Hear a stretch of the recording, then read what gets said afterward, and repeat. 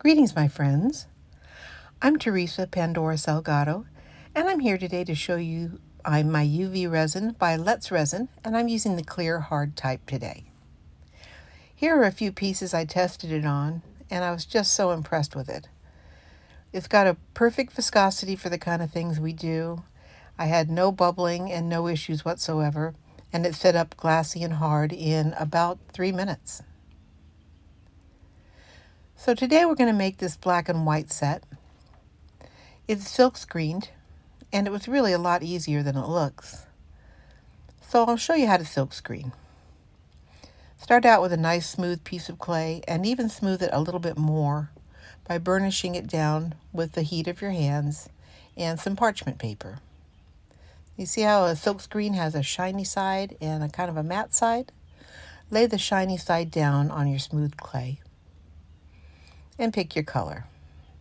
I'm big on black, so we're going to use some black Americana acrylic paint today, but you can use any color that you like. Now this is a little bit bigger a strand than we need for this silk screen, but we'll just scrape off the excess. You can use any kind of a card that you have laying around.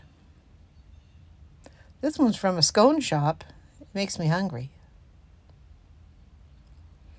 So once you're sure you have everything covered well, peel it off, and we're going to set it aside to dry.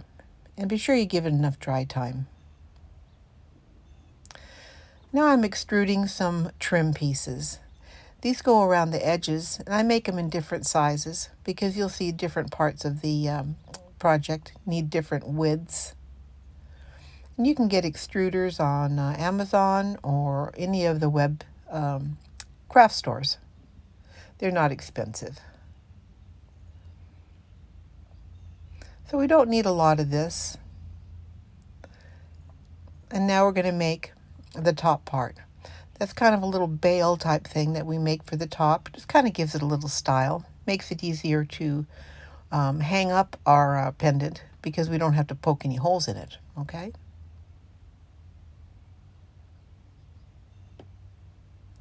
So I've put it on this beading pin. So it's just a little plug of clay, smoothed out, trimmed up on a beading pin. We do that so we don't have to mash it down when we make a hole in it later, and also it gives us a way to hold it up. So I've set that aside, and I'm going back to my silk screen piece, and I'm cutting out 4 pieces. I got a little extra one there that I cut to play with. But for this project, I want a front and back of the pendant, and I want a front and back of each earring. That way they look nice on both sides. These are baked now, and I'll show you what we do next. I already did the pendant. I'm sorry, I didn't record that part, but I'll show you on an earring. I'm going to take that trim that I made, and I'm just going to use some Bacon Bond or any PVA glue. This is Sculpey Bakeable Adhesive, they call it now. You also may know it as Bacon Bond. But when you put a little bit of that between cured clay and raw clay, you get a fantastic bond. And you do need to do that because cured clay and raw clay don't stick together well without some type of adhesive. So I'm putting my little strand there. That's my narrower of the two. And just making a nice little trim on that so it looks neat and clean.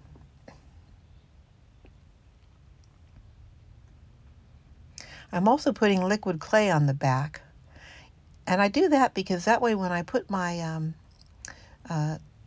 UV resin on later on, it doesn't leak through there. Kind of seals up the back. You might want to do that. So these pieces are baked now. And I was just making sure that they don't have any rough spots. And I've selected a little piece of my silk screen material to make my center bail. And I'll use a little bit more of my narrow trim to go on the sides there. I think that looks nice.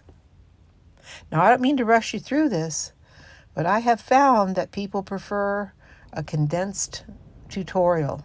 And that's why I do them this way for you, because you're busy. No reason to waste time, right? Let me show you how to make a curved top bail. You just need a piece of wire that's kind of indicating the type of curve that you're looking for. You put it in there. It can be more or less curved. I've done some that are that go up very radically and some that just gently slope. That's up to you and what you like to see. Now that is still raw, but I'm going to be careful and use Bake and Bond anyway. Because even though the top piece is raw, it's going on a baked piece of clay. And always remember, those two don't really stick together unless you use an adhesive. And it's a super bond when it's baked. You don't have to worry about that breaking off. And make sure it's where you want it. I fiddle endlessly, so I cut that part out. Now I'll show you how to attach earring backs. It doesn't have to be complicated, especially with this Let's Resin. It's super strong, makes a fantastic bond. But what I do is score or scratch up the little section on the back of the earring and on the back of the clay piece.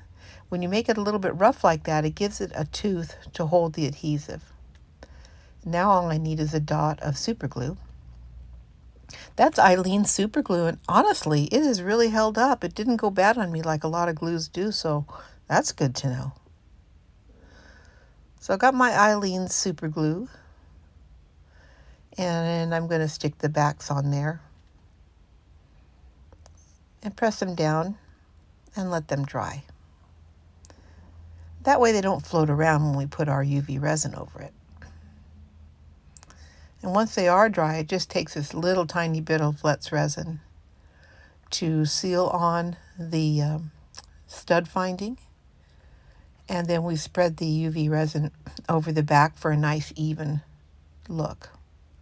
Now you can put clay over that if you want to and use clay adhesive and all kinds of stuff, but I don't think you need it. I think it looks fine. You're going to love this Let's Resin light, by the way. It's really neat. I really like the way it comes apart. You can just lift that top right off. It's magnetic. It's really neat. So now I've got these poked in a little piece of clay. It's a really easy way to do it. And I'm going to put my Let's Resin over the top. And I'm going to fill it up. And I've got just enough ridge there from my little extruded strip that I don't have to be very careful. I can just put it right in the area that I have. See that? Isn't that neat? I love the way that just pops off. And it's got that transparent deck there. It's got light underneath in case you're working like with a mold, like a translucent mold. It's just really a nice light. So this is all baked up now. It's cooled off. Never work with your clay when it's still warm, okay? You really can break it and stuff, and it'll be strong when it's cooled, but you don't want to take chances, okay? So that's cooled off. Pulling out my wire. I like it, so pretty. Now I'm thinking about my charms. You'll see in the final picture that I changed those charms out. You know, I started out with the gold because I thought, well, pearl, that's Sculpey Premo Pearl, and black would look really good with gold. But, you know, as it baked up and we got the resin on, it really had a silvery look to it. So you'll see I changed those little charms out. So I'm making a little pilot hole in the center of the bottom. It's nice and sturdy. That band around it makes a really good place to put things, to add things to your pieces. Looks nice and neat. So the hole doesn't have to be too deep, but it's got to be enough where you could poke the little eye screw in there without it falling back out. And you really do want to screw the screws in. You don't want to just make a hole and kind of settle them in there, because they really won't be as secure. So I actually screw the eye screws in. Take your time with that. I'm really happy that I didn't super glue those eye screws at this juncture, because as I told you, I did change them out to silver later on.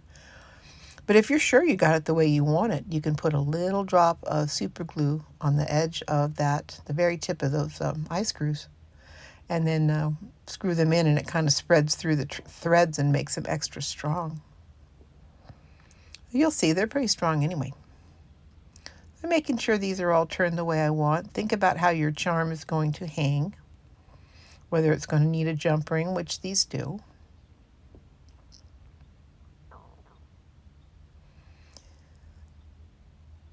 And then you want to make sure that they're all right about lined up. They don't have to be perfect. They just have to look pretty good. And now I get to put my Let's Resin on this, which I've just been so excited about because I love the area of that silk screen that I've selected. I think it's so fitting for the piece. And the Let's Resin just shows it off so beautifully. It kind of magnifies the designs. You saw in those other pieces how it magnifies the detail on those complex canes.